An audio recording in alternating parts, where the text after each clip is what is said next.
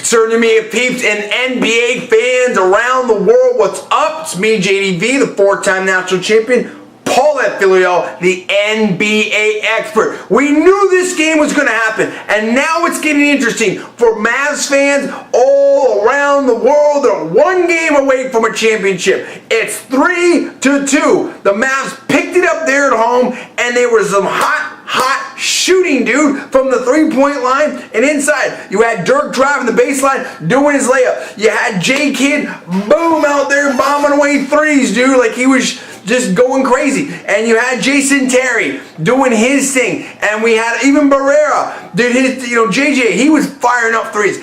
It all came down tonight for the Mavericks, and yet the Heat was still in. They were up. They were in the fourth quarter. They had their opportunities, but they couldn't close it out. And now it goes back to Miami for game 6. And we have to do it right here straight in a row. 6 and 7 to win. It's all coming down to this. Either Dallas is going to take the ring, or you're going to see Miami step up and do it deuce right there in Miami. Now, Paul, what happened here?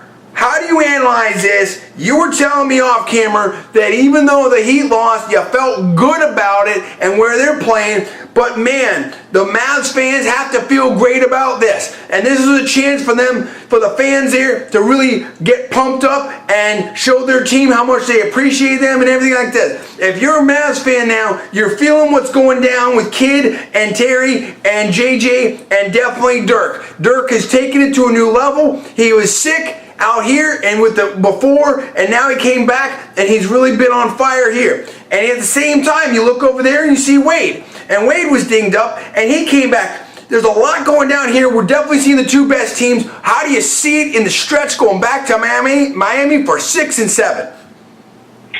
I actually still favor Miami. Now, I know that a lot of people say, whoever wins tonight's game is going to win the series. Well, I'm certainly not saying Dallas can't win. In Miami, they already did. They certainly can do it. Everybody that watched Dallas this playoff run had a feeling that a game like this was coming tonight, particularly after the Mavericks won Game 4. What I mean is they're going to have a hot shooting night. They shot like 57% tonight. They shot 13 of 19 from three-point land. That's almost what they did to the Lakers in Game 4 of that series. The difference is they destroyed the Lakers in that game. They won that game by like 35 points.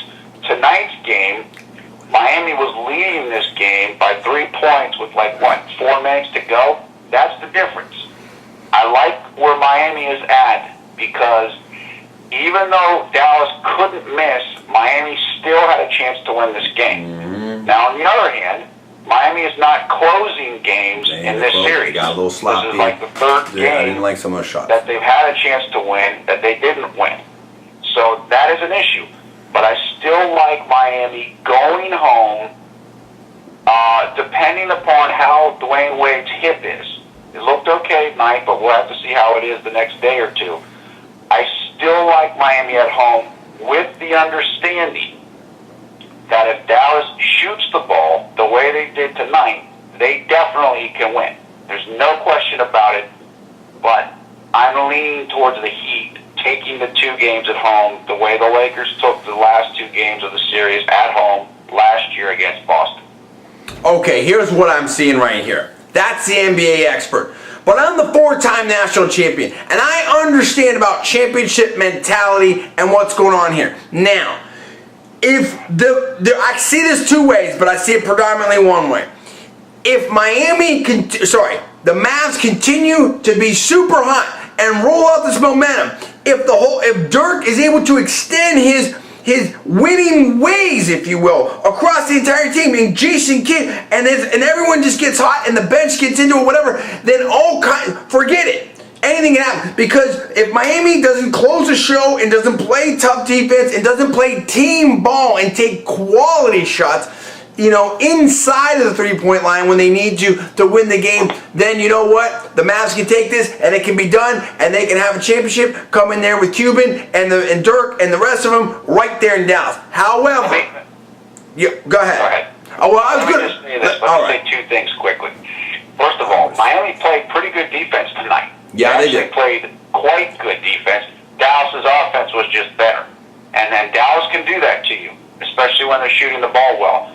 They moved the ball really well, and they shot the ball really well, Dallas did. Miami did not play poorly on defense tonight at all.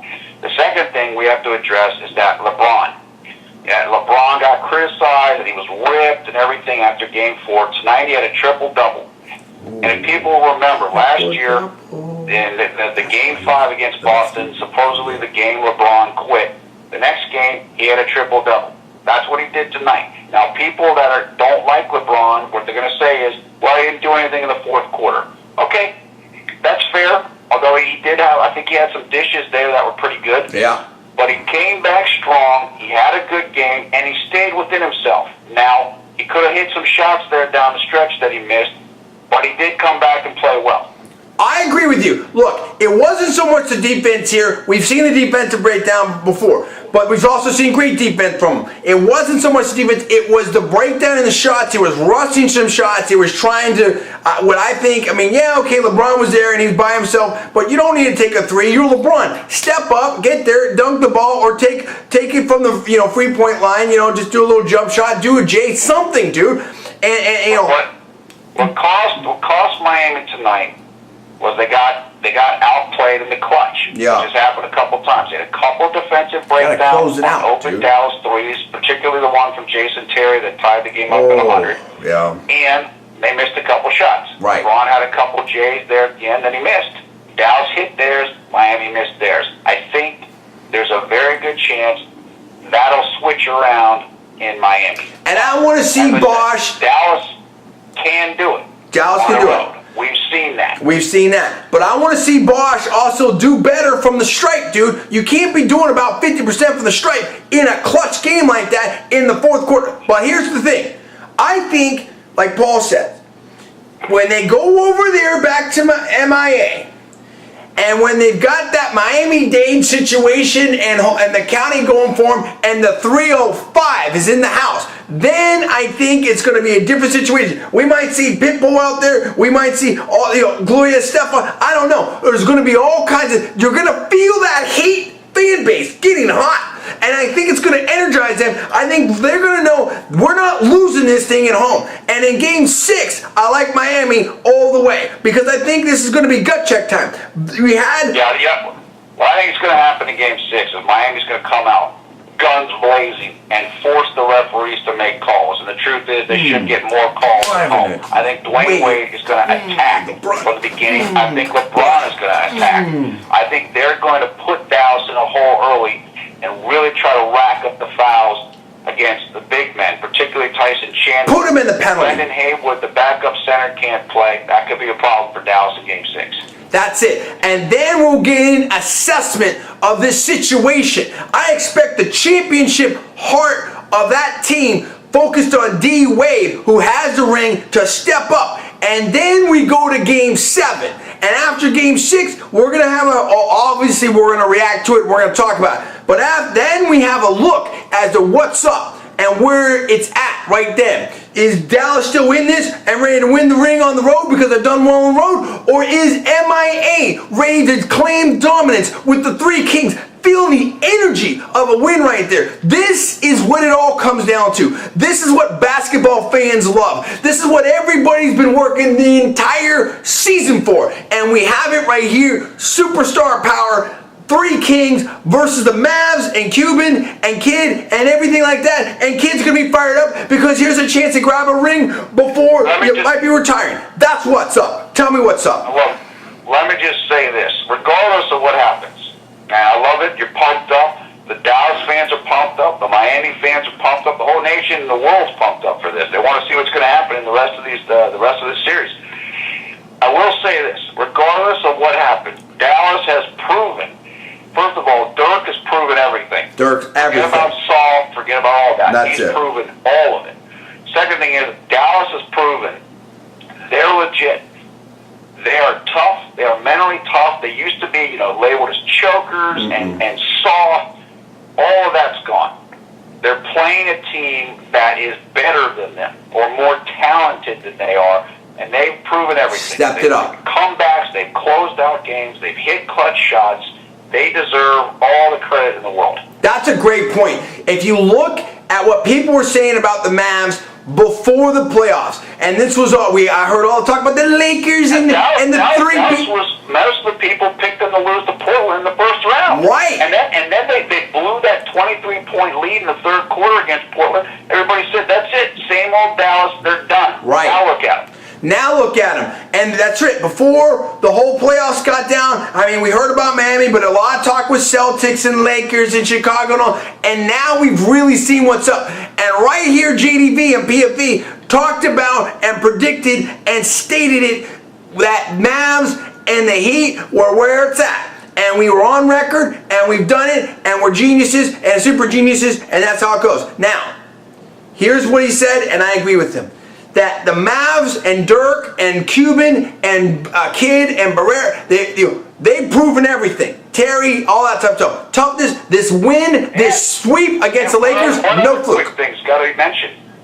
The Mavs are doing this without Caron Butler, who's maybe their second or third best player, and they don't even have him. And they're still right on the verge of winning the championships.